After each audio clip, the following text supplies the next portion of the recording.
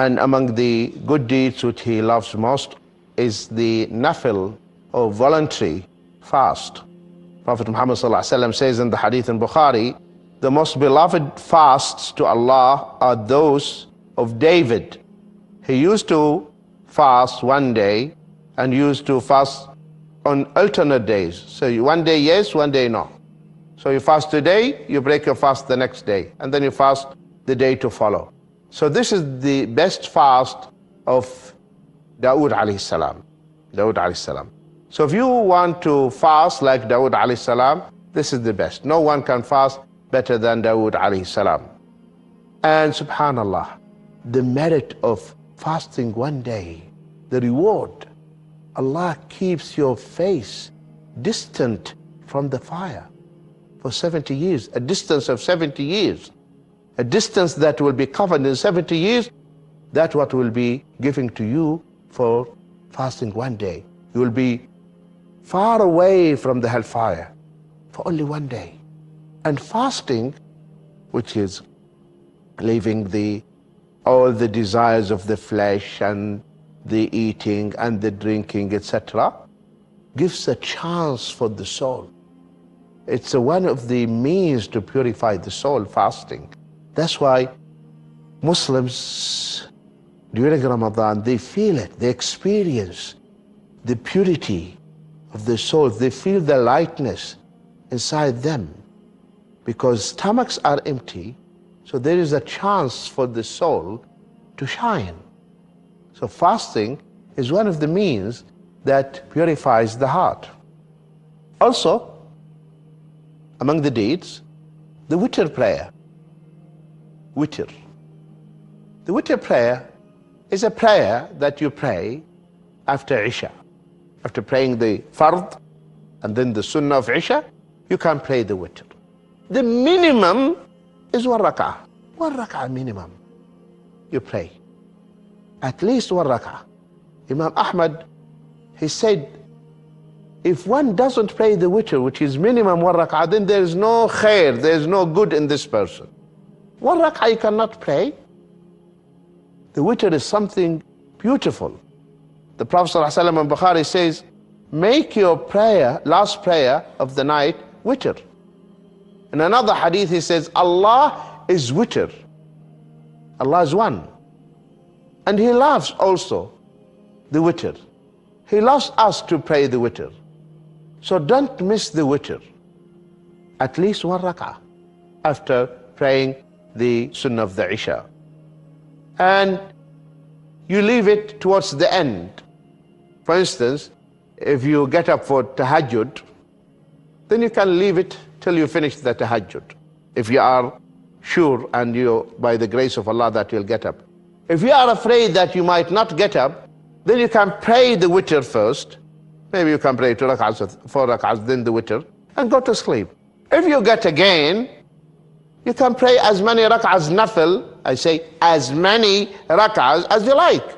There is no limit. Listen to this, my dear brothers and sisters. There is no limit for the nafil prayers. No limit. You can pray as many rak'ahs as you like. Yes, Aisha said that the Prophet ﷺ never exceeded more than 11 rak'ahs, neither in Ramadan or outside Ramadan. This doesn't mean that you cannot exceed more than this. The ulama, they say, the action of the Prophet ﷺ and his saying, we have to follow his saying, not his actions. When he tells us, Salatul Layli wa Nahar Mathna Mathna, the nafil prayers of the day and the night should be carried out in twos, he did not set a limit for us. Yes, he prayed 11 rak'ahs. That doesn't mean more than 11 rak'ahs are not allowed. It doesn't mean it is bid'ah if you pray more than 11 rak'ahs or 13 rak'ahs. It's open. You can pray as many rak'ahs as you like. So if you pray already your witr, and then you got up and you want to pray tahajjud, alhamdulillah, go. But don't pray the witr again. You cannot pray 2 witrs on the same night. La witran fi layla. No 2 witrs on the same night. But you can pray as many rak'ahs as you like. So the witr prayer, Make your last prayer at night witr. Also, among the beautiful and beloved deeds that Allah subhanahu wa ta'ala loves most is the congregational prayer. Allah loves the jama'ah, the congregational salah in the masjid for men. We know that the hadith when the blind man came to the Prophet ﷺ and he said, "O Prophet of Allah, the streets in Medina, they have reptiles, snakes, scorpions, and I'm blind and I find no one to lead me to the masjid. Can I pray at home?" In the beginning, the Prophet ﷺ told him, "Okay, pray at home." When the man left, he called him back. He said, "Do you hear the adhan?" He said, "Yes." He said, "I cannot find an excuse for you. Cannot find an excuse for you. You have to come." And he was blind. And you are not blind.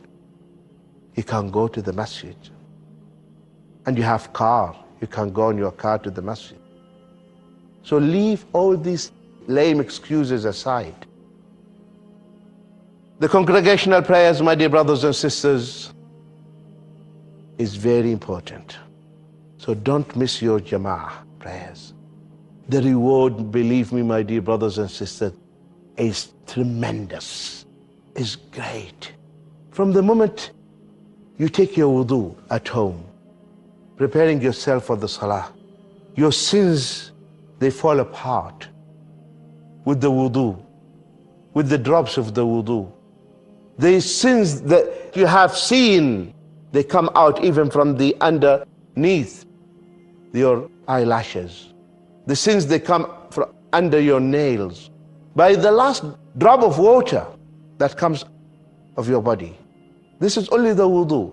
And now you go out from your home, and it is the best thing that you walk. That means you pray in the masjid near to your house, so you can walk. Because if every step you move to the masjid, one sin is wiped away, and you will be elevated 1 degree. 1 degree. And the angels, they are praying for you. And then you enter the masjid. Another one whom Allah subhanahu wa ta'ala loves, whoever prays tahajjud. If you want Allah subhanahu wa ta'ala to love you, stand and pray before him. Get up, leave your bed. Because the righteous, the pious, as Allah said, كانوا قليلا من الليل ما يهجعون وبالأسحار هم يستغفرون. They could hardly sleep at night. And you'll find them at the time of ashar, before the dawn, praying to Allah, supplicating to Allah subhanahu wa ta'ala, begging Allah and crying to him. So get up and pray 2 rak'ahs. Allah subhanahu wa ta'ala will elevate you, elevate your status. Allah will praise you. Allah will mention you in the upper assembly. Imagine, Allah is asking, anyone wants forgiveness? Anyone wants anything from me? Anything. You want a job? Get up and ask at that time. You want a wife? Ask at that time. You want a husband? Get up and ask at that time. Allah will give it to you. So Allah loves those who get up. Allah commands His Prophet ﷺ in Surah Al-Muzammil, Surah 73, ayah number 2. قُمِ اللَّيْلَ إِلَّا قَلِيلًا. Stand to prayer by night, but not all night. My dear brothers and sisters, in the beginning of the da'wah, you know this? In the beginning of the da'wah, Qiyamul Layl was fard. Yes. Qiyamul Layl in the beginning of the da'wah was obligatory. You have to get up and pray. Why? Why it was fard, the Qiyamul Layl? Because the da'i needs to have the strength, the strong iman. Because there are hurdles, adversities, troubles in the way. So how can I overcome them if I have weak heart. If I have weak heart, I cannot face them. And the Sahaba, their iman was so firm. Nothing could shake the iman of the Sahaba, nothing. So you need to have iman which will help you to overcome all these obstacles in your way. We are not better than the prophets and messengers of Allah who faced a lot of troubles. So for that reason, Qiyam al-Layl was obligatory, was fard. May Allah increase our iman and yours, and may Allah subhanahu wa ta'ala accept our deeds and yours, and may Allah keep us steadfast on this beautiful deen. Ameen. Till I meet you in the coming episode, fi amanillah. Assalamu alaikum wa rahmatullahi wa barakatuh.